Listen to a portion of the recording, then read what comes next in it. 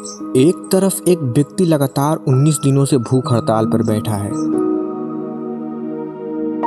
Reports के मुताबिक उसका वजन 9 किलो से ज्यादा कम हो चुका है।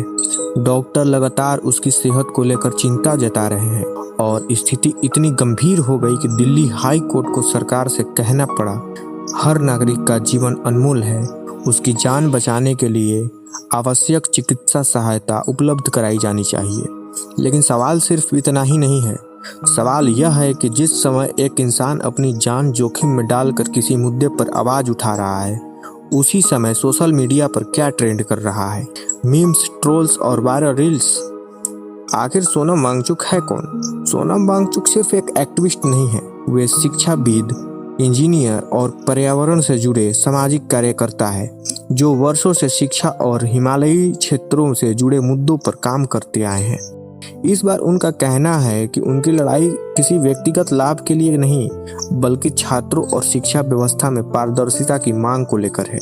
उनका मानना है कि अगर शिक्षा प्रणाली पर से छात्रों का भरोसा टूट गया तो सबसे बड़ा नुकसान देश के भविष्य का होगा। इसी मांग को लेकर वे कई दिनों से भूख हड़ताल पर बैठे रहे। लेकिन इस पूरे मामले में सबसे ज्यादा चर्चा की बात हुई मुद्दे की नहीं, बल्कि मीम्स की। मामला कोर्ट तक कैसे पहुंचा?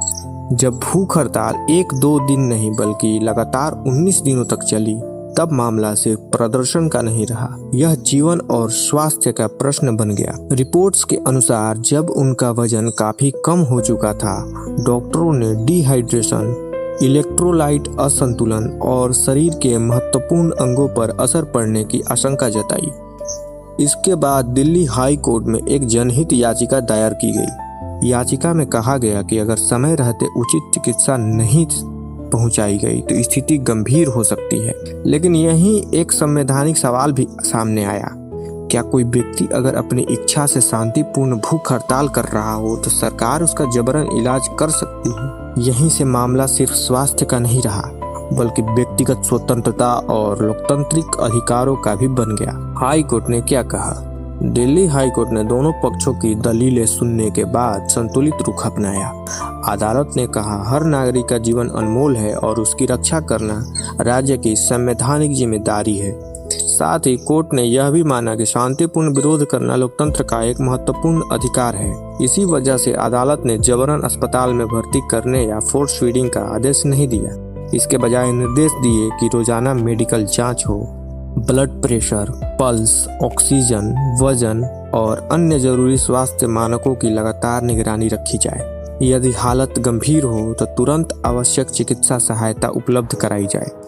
यानी अदालत ने दो संवैधानिक मूल्यों के बीच संतुलन बनाने की कोशिश की, एक तरफ जीवन का अधिकार और दूसरी तरफ शांतिपूर्ण विरोध करने का अधिकार। बहुत से लोग सोचते हैं कि भूख हड़ताल का मतलब सिर्फ खाना छोड़ देना है, लेकिन मेडिकल साइंस कुछ और कहती है। पहले 24 घंटे तक शरीर ग्लूकोज और लीवर में जमा ग्लाइकोजन से ऊर्जा लेता है। उसके बाद शरीर में जमा हुई चर्बी यानी फैट को जलाना शुरू करता है।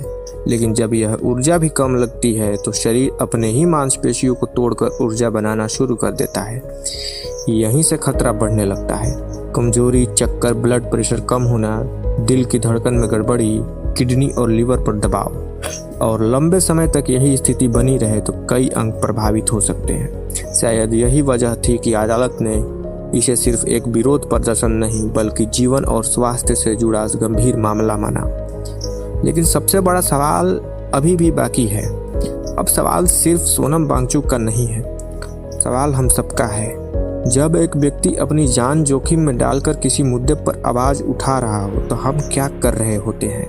हम में से कई लोग बिना पूरी जानकारी के मीम शेयर कर देते हैं। कोई ट्रोल करता है, कोई 30 सेकंड की रील देखकर पूरी राय बना लेता है और पूरे आत्मविश्वास के साथ फैसला भी सुना देता है। आजकल रिसर्च की जरूरत कहाँ पड़ रही है? एक वायरल वीडियो देखो, 2 कमेंट पढ़ो और समझ लो कि पूरा सच पता चल गया। लेकिन क्या सच ऐसा ही होता है? शायद आज का सबसे बड़ा संकट यह नहीं कि लोग विरोध कर रहे हैं, सबसे बड़ा संकट यह है कि हमने संवेदनशील होना छोड़ दिया है। अगर कोई हंस रहा तो हम भी हंस देते हैं, अगर कोई ट्रोल कर रहा तो हम भी ट्रोल कर देते हैं, और अगर कोई कहे कि पहले तथ्य जान लो तो जवाब आता है, इतना कौन सोचता है भाई। याद रखिए, किसी आंदोलन से सहमत होना जरूरी नहीं, किसी व्यक्ति का समर्थन करना भी जरूरी नहीं, लेकिन बिना तथ्य जाने किसी के संघर्ष का मजाक बनाना शायद किसी जागरूक नागरिक की पहचान नहीं हो सकती। लोकतंत्र में युवा सिर्फ दर्शक नहीं होते, वे सवाल पूछते हैं, तथ्य खोजते हैं, सरकार से भी जवाब मांगते हैं और आंदोलन करने वालों से भी, क्योंकि एक जिम्मेदार नागरिक किसी भी पक्ष को आंख बंद करके सही या गलत नहीं मानता। पहले वह सच जानता है, फिर अपनी राय बनाता है। आज का सवाल सिर्फ सोनम वांगचुक का नहीं, सवाल यह है कि हमारा समाज गंभीर मुद्दों पर चर्चा करेगा या हर मुद्दे को सिर्फ वायरल कंटेंट बनाकर आगे बढ़ जाएगा। क्योंकि जिस दिन हम किसी संघर्ष को समझने के बजाय उसका मजाक उड़ाने लगे, उस दिन हमारी संवेदनशीलता हार जाएगी। और जिस दिन युवा 30 सेकंड की रील से नहीं बल्कि तथ्यों से अपनी राय बनाना शुरू करेंगे, उसी दिन लोकतंत्र और मजबूत होगा। याद रखिए, देश रील्स से नहीं, जिम्मेदार नागरिकों से आगे बढ़ता है। और अगर हमारी पूरी सोच 30 सेकंड के वीडियो से बन रही है, तो शायद किसी आंदोलन से पहले हमें अपने सोचने के तरीकों पर आंदोलन करने की जरूरत है।